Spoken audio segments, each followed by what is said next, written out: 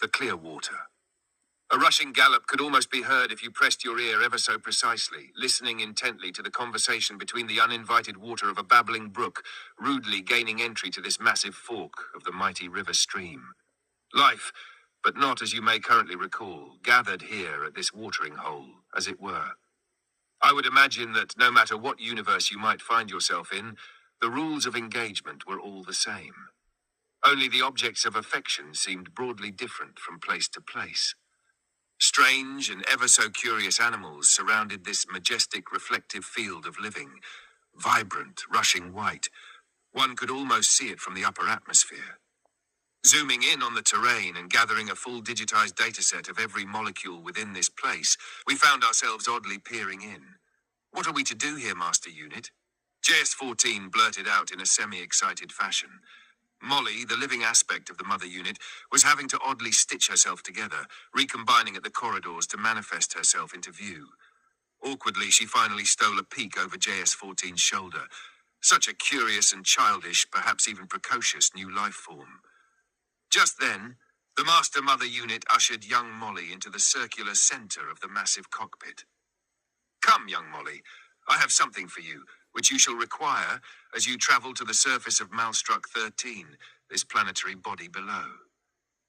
As Molly stepped backward, awaiting a signal that she had indeed conformed fully to the master unit's firm request, the armor seemed to replicate itself piece by piece over her holographic image. "Are you able to transfer your data files and wholly integrate and sync into this autonomous form, Molly?"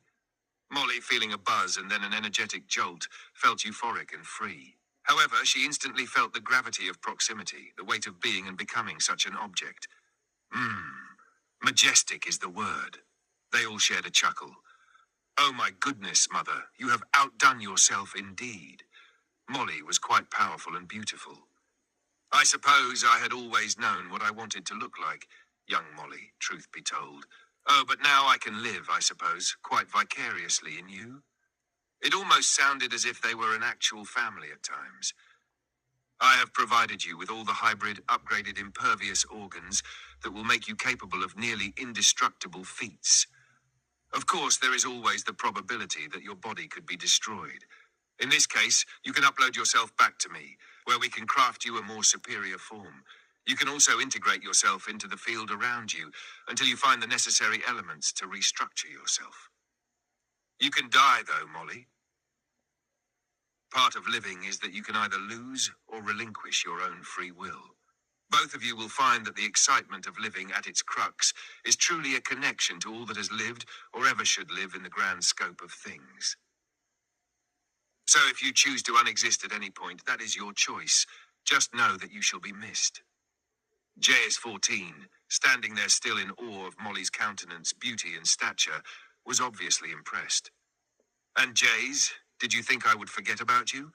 Please step into the center of the cockpit within the circle square." No one had realized it, but during this hover period, the other 26 units, who were all quite capable and individualized in their own ways, had gathered around. Some even looked as if they, too, saw a hope in transcendence.